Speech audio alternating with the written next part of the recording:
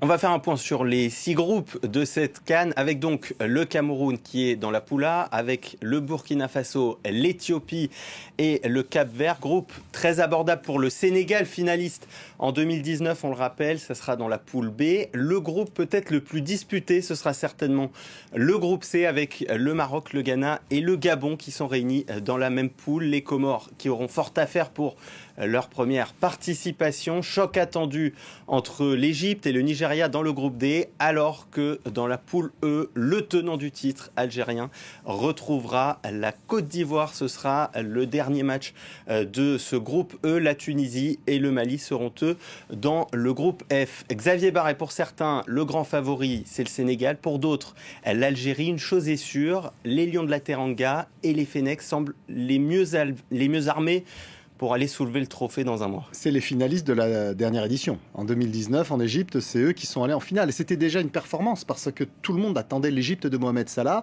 Ils étaient chez eux, devant leur public, ils étaient favoris de la compétition et ils se sont fait éliminer dès les huitièmes de finale. Ça a été une contre-performance majeure pour les Pharaons. Donc du coup, l'Algérie et le Sénégal se sont retrouvés en finale parce qu'ils étaient déjà dans le même groupe au premier tour. L'Algérie avait gagné au premier tour et ils ont aussi gagné en finale.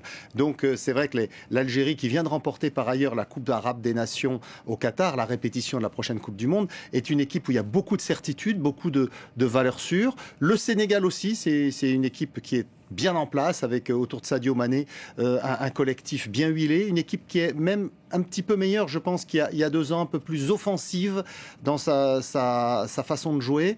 Il y a eu des nouveaux joueurs qui sont arrivés. Il reste bien sûr l'épine dorsale avec le gardien Mendy, avec Khalilou Koulibaly, le défenseur de Naples, avec Idrissa Gana Gueye au milieu de terrain qui joue au Paris Saint-Germain. Sadio Mané, bien sûr, qui évolue plutôt en meneur de jeu maintenant. Puis devant, il y a Boulaye Dia qui joue avant-centre, mais il y a d'autres attaquants aussi qui peuvent faire marquer des buts pour cette équipe. Donc c'est une vraie équipe à suivre. Maintenant, il ne faut pas oublier le Cameroun qui joue à la maison. Et puis moi, je mettrai une petite pièce sur le Mali, qui est une très très belle équipe. Et puis le Maroc, très solide également.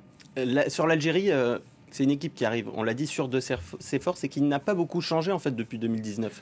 Non, on ne change pas une équipe qui gagne, même s'il y a des joueurs qui sont sortis ou qui ne sont pas revenus. On pense notamment à Andy Delors, qui est resté à Nice et qui faisait partie du groupe qui avait été champion d'Afrique en 2019. Mais c'est une équipe où il y a effectivement beaucoup de certitudes. Encore une fois, je répète, mais la performance qu'ils ont fait lors de la récente Coupe arabe des Nations, même si tous les internationaux qui évoluent dans les clubs européens, notamment, n'étaient pas à disposition du sélectionneur, puisque c'était une compétition FIFA, mais avec pas d'obligation pour les clubs de libérer les internationaux. Donc il y avait essentiellement des joueurs soit évoluant dans le Maghreb, soit au Moyen-Orient. Et c'est une formation qui a montré, l'Algérie, qu'elle avait des ressources, justement, qu'elle avait de la profondeur de banc, qu'elle n'avait pas seulement un 11, mais qu'elle avait carrément 2 équipes, voire presque 3. Donc c'est une formation qui reste, c'est les tenants du titre et ça restera une des équipes à battre. Maintenant, il faut regarder aussi le calendrier de cette compétition. Et le calendrier a été ainsi fait que normalement, le Cameroun, s'il sort premier de sa poule, il a un boulevard jusqu'en demi-finale.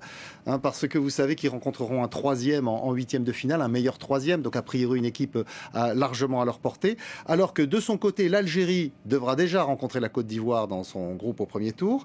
Et elle sera opposée probablement en quart de finale au vainqueur de Maroc-Ghana. Donc là, ça peut être très compliqué. Ou alors, s'ils sont dans l'autre groupe, ils retrouveraient le Sénégal. S'ils basculent dans l'autre partie de tableau, le Sénégal dès les quarts de finale. Donc on peut se retrouver vraiment avec des très gros quarts de finale pour l'Algérie comme pour le Sénégal.